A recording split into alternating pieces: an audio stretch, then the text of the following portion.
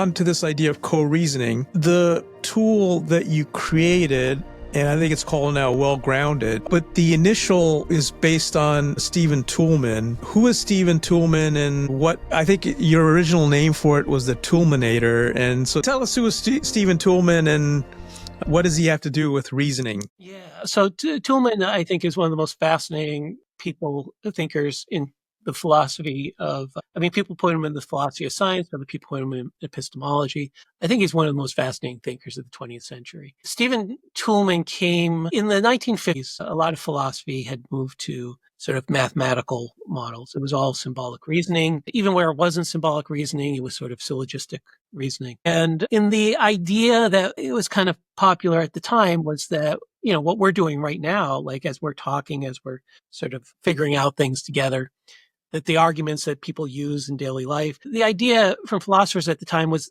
well, that's just sort of a degraded form of like the real reasoning, right?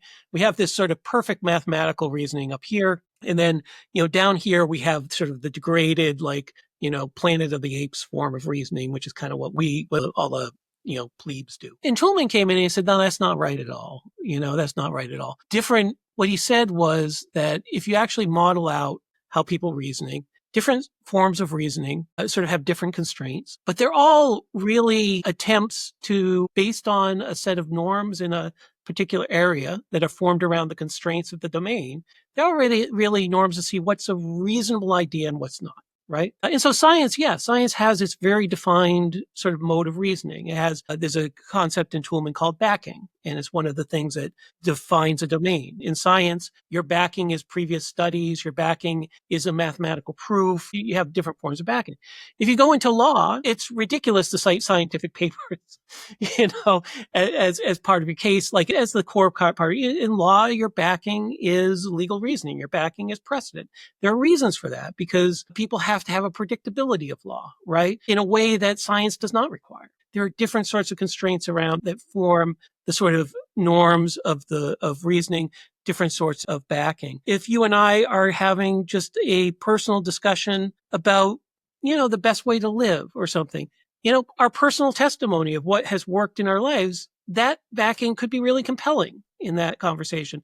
Whereas my personal testimony when I'm arguing for what makes a good cure for cancer and what doesn't, it's less valued because we're looking for something that's broader and more generalizable, right? And so what Toulmin does is he comes up with a model that's sort of a generalizable model of all different domains of argument. And what he says in that model, and the model has various pieces. The first piece is evidence. The second piece is a claim. The evidence supports a claim. Third piece is what he calls the warrant, which is the set of assumptions that you have to buy into for that evidence to support the claim. The fourth piece is backing, which is what we're talking about here, that different sorts of conversations require different sorts of backing. There's something called a qualifier, which is really what sort of strength of the claim that we're making. And then there's sort of rebuttals, right? Like if you're going to make this claim, what would you have to at least acknowledge as a potential counter argument to the claim. And then you get other people build on this and they come up and they sort of map out the different types of evidence. So like I've talked about testimony, but analysis is another type of evidence. Documentation, like a photograph is a form of direct documentation, maybe of an event. So they map this out and they say, look, you can kind of look at all the different arguments in the world. And what you can see is that different arguments privilege different sorts of things. Different assumptions are made by the scientist than are made by the legal scholar, than are made by the person having a personal conversation. Different types of backing is used. Different types of evidence is preferred. But they all sort of fit this model. And the thing about Toulmin, and this is where AI is, I think, really interesting to me. The thing about Toulmin is if you see something and you have the facility, the knowledge, and the time to sit down and take 30 minutes and make out a model of argument, once you've got that on the paper, it's an incredible tool to give you visibility give you a map of what you've just read or seen and start to think about, okay, well, what do I have to take seriously here? What do I take less seriously? But most people don't have the training. Most people don't have the skill. Most people don't have the knowledge. Most people don't have the time. what we're looking at with AI, I think Toolman is just one example of this. I think there's ways I'm working right now. There's a grant that we have into the Google AI impact thing with Sam Weinberg and his digital inquiry group that's looking at not only this, but is looking at historical thinking and models of historical thinking. If we can think about, hey, what's the model, right, of a domain? What does it look like? And we can very quickly get a map of what's being argued on paper. Then we can start with students prodding at that the same way we prod at a spreadsheet, the same way we prod at a MIDI file of a song. And I don't know. I think that's interesting. I think it's a more interesting way in some ways think about engagement. I'm sorry, I'm going off here. You should stop me. No. Think about engagement. Like, think about all the learning you have to produce a symphonic piece, right? A symphonic piece, right? But think of the engagement that I first got in, like, this was back when computer music was just bleeps and bloops. When I first saw a file, right? And I realized, look, I don't have to build this thing, but I can poke around here and I can see, I can move this note. Does that sound better? Does that sound worse? Why?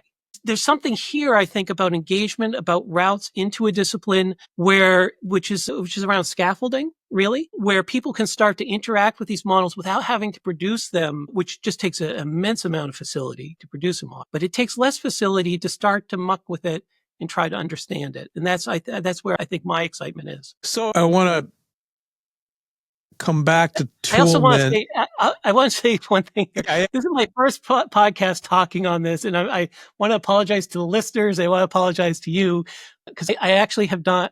I've done a million podcasts about my fact checking work and SIFT, and which was SIFT itself as a model. Right? And like I got just so down with that. Like literally, I think I did maybe 40, 50 podcasts on that, and of course, probably 60 or 70 workshops. And so this is literally the first podcast where I'm talking about this new idea of mine. And so I hope you could edit this into something that is usable. No, we're not going to edit. This is I'm still feeling my way through this new idea. I find it fascinating. I think what you're suggesting, and this is from Toolman, or at least as I understand Toolman, I'm not sure if this is an accurate statement, but first, there are different forms of reasoning in different domains. And you can correct me if you want to, if this is a inaccurate account of Toolman or what you're trying to get at. But so, different forms of reasoning in different domains. So we'll get more specific with that. But there's still some underlying structure to all forms of reasoning. Yeah. And this comes back to, I don't want to go off into this thread, but Toolman was influenced by the later Wittgenstein, and there are all kinds of arguments about what did Wittgenstein really mean. Wow. I don't want to get into that. We could get into it now. Yeah. For those who are kind of familiar with particularly the later Wittgenstein, there are different forms of life, language games, and so on. We don't need to get into that, but just kind of throw that out there. And Toolman himself was sometimes criticized as having too much of a relativistic. Yeah, exactly. Yeah.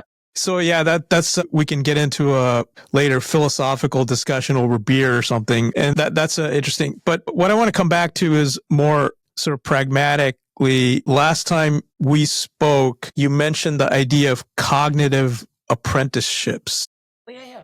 Okay, right. So, and here you pointed out, which I think is brilliant, is because I hadn't thought about this, is there's a difference between learning history, for example, and thinking like a historian. And so tell me about that. What's the difference between learning history and thinking like a historian? So I had the great privilege in my life to work with Sam Weinberg on the stuff I've done around source and claim verification and teaching students to do that. And this was, I think, Sam's great contribution. Before the lateral reading stuff that he and I did together, but this was Sam's great contribution to history education was that, a lot of people saying, what are the history outcomes, right?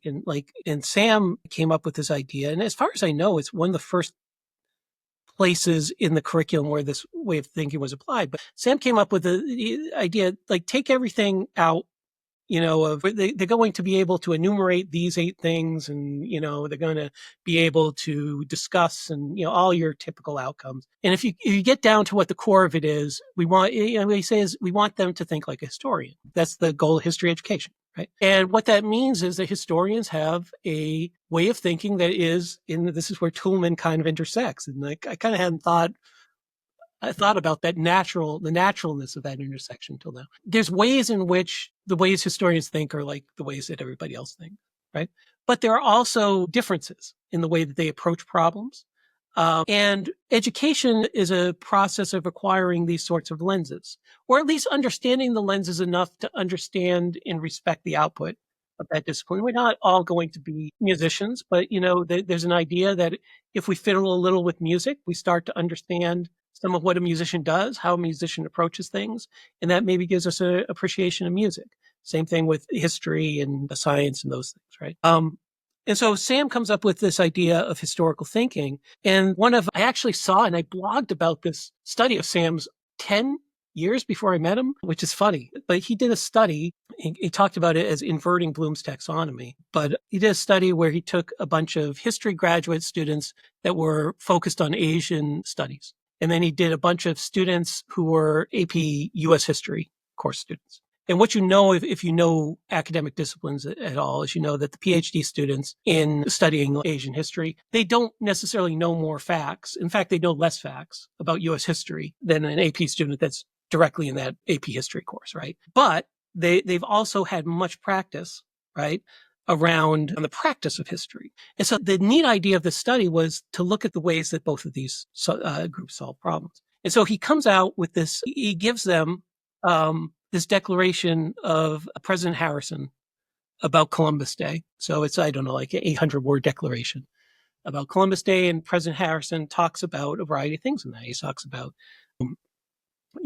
in faith and Columbus and the grand history of America, and how all the schools for Columbus Day should come together in a celebration, and we should take a break from our regular toil and gather together in unity, and a bunch of things, right? So the original Columbus Day Declaration, it gives it to these two groups of students. So what do the AP students do? The AP students get it, and then they write their analysis of it. And what's their analysis of it? Their analysis of it is, basically Columbus was a bad man, right? And, he did a lot of bad things. And like, that's all true. Like Columbus was a monster. Like, let me be absolutely clear about this. But, this document, this declaration doesn't respect that. And it doesn't mention all these horrible things that Columbus did, and so forth and so on. What do the PhDs in history that have no focus on U.S. history, what do they do? The first thing they do is they say, okay, well, what was happening? Like, what was going on that year? And so they look through that. And what do they find? Well, there'd been a lot of anti-Catholic violence in the country, right? There were 6 Italians, I think 6, I might get that wrong. I'm the verification guy, so people come after me if I get anything slightly. There were 6 Italians who had been essentially lynched, and the government was having trouble prosecuting their murders, or something like that, some background like that. And there was a lot of outrage about this, right? A lot of anti-Catholic sentiment. There was labor unrest, right? Like there was sort of a labor uprising. There was a lot of rising violence. And you start to look at that and you start to see all these phrases in there about Columbus Day, like, let's cease for toil and come together and celebrate what's great about America. Well, okay, we're in a time of labor unrest, a time of rising violence. Like there's an idea of like, let's have a pause, right? There's an idea we're just about to get into the sort of more imperialist phase of American history. And there's an idea that our history doesn't start at Plymouth Rock, right? That our history starts with Columbus, like, right? We are the Western Hemisphere. We are a grand story here that starts in 1492. That's guided by God, the manifest destiny. There's this idea of education and progressive education. You look in that document and you see, oh, the school is going to be a center for like civic celebration. Like it's saying, like, let's have this day where we talk about Columbus in school and celebrate our shit. So this idea of progressivism and democracy. And so they go and they do this. And so their approach is almost, and this was Sam's point, their approach is almost upside down versus the AP history students. And what is modeled there is a way of thinking like a historian where I'm looking at the specific text of this thing. And then I'm asking myself very much in the context of that world, like, what was this text trying to do, right? Like, not just what does it say, right? Not just what does it do, what in my first century vision of the world does it omit? But what was it trying to do? And you can go and you can do, like we were looking at the other day at a description of the Battle of Lexington and Concord, and an officer there, I forget his name, and his description of it. And like what a historian immediately says is, okay, this guy's an officer who's describing it. Before we do anything, let's think about his motive. It's in a diary, so it's private. Other people aren't reading it. But there's still a self-rationalization thing here. How does that interact with the way that he describes this? And you start to look at it and you start to say, well, he describes it as just a chaos that was uncontrollable, right? Okay, which might be true. But it's also like he has just kind of messed up maybe here, right? Like, so looking at through these lenses, and that's a long explanation, but the point of it is that I do believe in that vision of education. I believe that education we have to learn facts for education, because without the facts, it's like running a car with no oil, right? Like critical thinking without facts is like a car without oil. Although I guess electric cars now don't have oil, but people are old enough here. But that's the idea, and I think models intersect with that, because what models do is they show us, like when we look at a Toolman model, we see, look, this is how a rhetorician or someone that is in this field of argumentation theory, this is how they would see the argument. Just the same way that, different tools give us the way a statistician would look at something. So let kind of summarize this as a hypothesis. There's a difference between simply learning history and thinking like a historian. There's a difference between simply learning engineering and thinking like an engineer, simply learning programming and thinking like a programmer. I'll give you just one quick example. In my own kind of discovery about using AI, over the years, I've become pretty good in math, but what I learned recently is, I kind of knew this already. I don't think like a mathematician, but I came across in the course of working on a book on AI, I was reading one of Alan Turing's paper, and it made me think about, he has this concept of uncomputable numbers. Right, yeah, okay. Yeah, he doesn't give an example of an uncomputable number. He, in fact, proves that there are these things, and not only there are uncomputable numbers, but actually the number of uncomputable numbers is infinite and larger than blah. Okay, now he doesn't give an uncomputable number, but I thought, okay, can I think of a uncomputable number and describe that to someone, kind of an ordinary person? And I thought of a simple example. Not having access to a mathematician, and also I don't want to be shamed into thinking I had just come up with a stupid idea. I engaged in a dialogue with ChatGPT, Claude, etc., a number of different models. What was interesting was my conversation with these models was fascinating. Each one was a different conversational partner. They were not necessarily getting things all right. Some things I knew more than others. But what it did was it made me start to think like a mathematician. It also led me to areas in math that I'd never heard about, didn't know anything about, such as measure theory. Mm-hmm. And now I feel like, oh, okay, so this is kind of what it's like to think like a mathematician. And completely different from doing differentiation problems, integration problems, or whatever, we learn in math. Thinking like a mathematician is completely different, and not completely different. It's different. It's a different, right? So let's kind of state that as a hypothesis that this is, and I think you call it cognitive apprenticeships. What does that term mean? Suppose there is this distinction. It's an older term from the education literature. I'm forgetting the theorist that started it, but the idea of cognitive apprenticeship is sort of, you kind of watch and occasionally assist someone doing their cognitive work, and then slowly you learn to do it yourself. And you mainly learn it through seeing someone else practice it, and then doing little pieces of it as you sort of build out your ability to do the full thing. And this is how people learn their jobs. You take a knowledge worker, right? A knowledge worker, gets out of college and what do they do? Well, they have to write a report. They don't know how to write a particular type of report. They look at the sort of reports that other people are doing. They maybe actually help initially, or they're helping someone else write a report and they're contributing to that. That person's putting it together. They're starting to learn the process of this. They're starting to learn, oh, okay, when you put this report together, you reach out to these people in this particular thing, you kind of pull the insights in this way. And they're learning that by working with someone that's doing that and kind of showing them, hey, this is how we do this sort of thing, right? It's how we go about it. And it's the same thing for any sort of endeavor. When students come into labs in a university, what are they doing, right? I mean, a part of that is, the student helps out, but everybody that is engaged in science in the university knows that probably the biggest reason you have the student in there is because that's the big part of the education, is seeing what does lab science look like? And the student starts out and maybe they're organizing, test tubes of things and labeling things. But slowly they're learning the other processes as well, and the cognitive processes, the ways of thinking. So what you're talking about, and again, just to be clear, like you're not going to be, winning the Fields medal or anything like that, or necessarily publishing in a top mathematical journal. Just understanding what that work looks like, what it feels like, as long as you have some humility and you don't kind of get a false sense of confidence, it's important. I think it's important. Yeah, it was highly motivating because I felt like I discovered something on my own. Yeah. Even something simple. Yeah. Hey, this is a discovery that I made on my own, and that was extremely satisfying. Let's come back to, so suppose there is this distinction between simply learning something and thinking like a historian, thinking like an engineer. And we have this idea of being an apprentice and moving the apprentice along to becoming a master or acquiring mastery.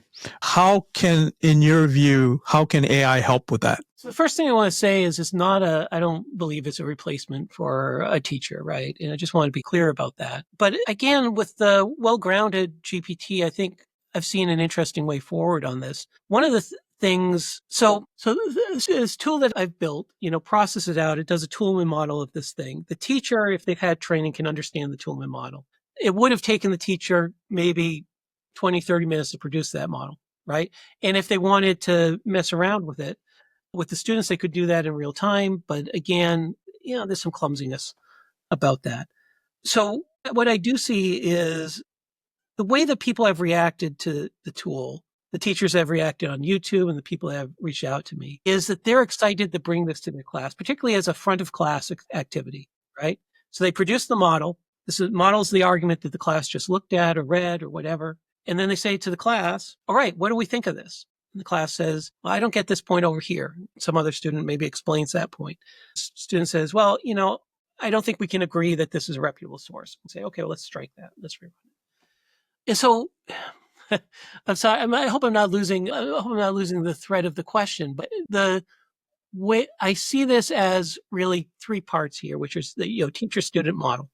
By having that model to work with and having a technology that can produce these models of thought, whether they're historical thinking, whether they're models of argumentation, whether they're models of scientific critique, having that model to work with and giving a focus to the students in a classroom, I think can be really powerful. And the students can learn, again, since I did electronic music for a while, right? And again, the ability to sort of get something up there, maybe not so good, and then be able to say, well, what if we did this? What if we moved this way? What if we did this? I just think it's a way that we start to internalize things. And then what happens over time is that what we learn through these little modifications and again, prodding at the model start to be internalized in a way that we get to this ability to be able to sort of produce the model ourselves over time, right? And that's, I think, I don't think the two things are exclusionary,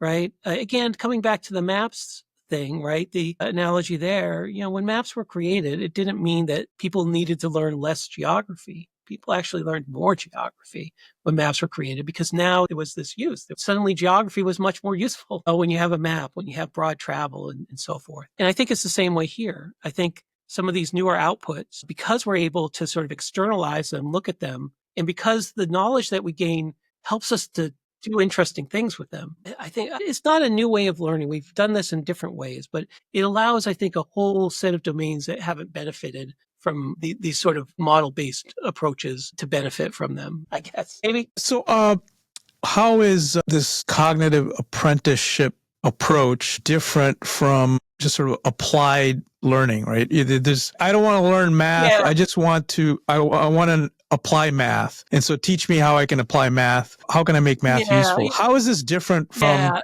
that way of thinking? The two things are not exclusive. You can do applied learning, cognitive apprenticeship. But one of the things that cognitive apprenticeship does, and this kind of going back to the historical thinking, kind of going back to Toolman models, et cetera, the focus of the cognitive apprenticeship is a lot of it is around students accurately getting the model of the approach, right? And that's the focus. You can, of course, do applied work, telling students the compute, the number of widgets that a factory is going to make at this output, that's applied.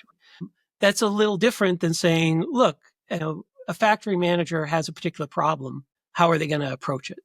And the sort of skill level, right, in the factual level is sort of subordinate to the idea of you're a particular sort of person that does a particular sort of thing, who approaches problems in a particular way. What does it look like to approach the problem in that way? And in the apprenticeship idea, the teacher at the front of the room is the person that has the ability to approach it that way. And they do spend a lot of time showing how they would approach a problem and then having the students practice or try to repeat that approach to the problem. And again, that's applied. It's a piece of it's a very applied domain, but a lot of applied work in education isn't really apprenticeship. It's focused on sort of the granular skill building without the sort of overall frame of approach. And just highlighting an aspect of what you're saying is that each domain has a certain way of thinking and based on models. So it's what is it like to be a practicing historian? What is it like to be a practicing programmer? And you have to learn that. And one of the reasons why you can't replace human masters is quite a bit of that is based on tacit knowledge. See, these large language models it's based on experience, tacit knowledge, and large language models as general models don't have available large chunks of that. What the large language model can do is it can mimic really well the parts of that approach that are surfaced in language. And it turns out that is a much bigger sort of magic trick than we thought, right? Because it turns out like so much of our thinking is modeled in language that producing a model of language is producing a model of thought. Right. And so when you are learning how to think like a mathematician, that's because a lot of people have verbalized thinking like a mathematician. And we kind of go down these roads and it's sort of when the algorithm is following the paths of language in a certain domain, it's also following the paths of thought. Right. However, to your point, like there's sort of what is surfaced in language, right? The sort of explicit.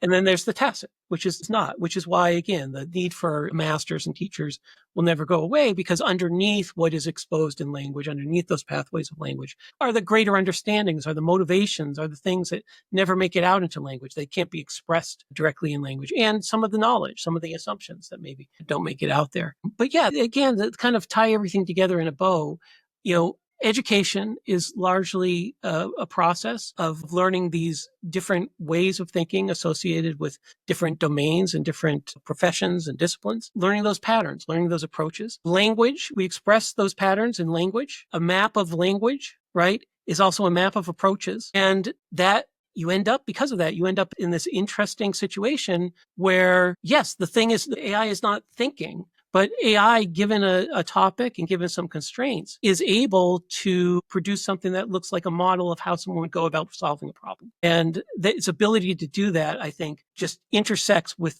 our core mission in education so well, because what students need and what teachers need to have for students is good, accessible, level appropriate examples of how a person in that domain would approach a given problem. And so the ability of LLMs in particular to do that, I think that's sort of the unsung ability here that I think could be transformative in education. Yeah. So Mike, thank you. You've opened up, I think, a very fascinating door to AI development and education. I know you have planes, trains to catch. Final thoughts. What's next for you on this topic?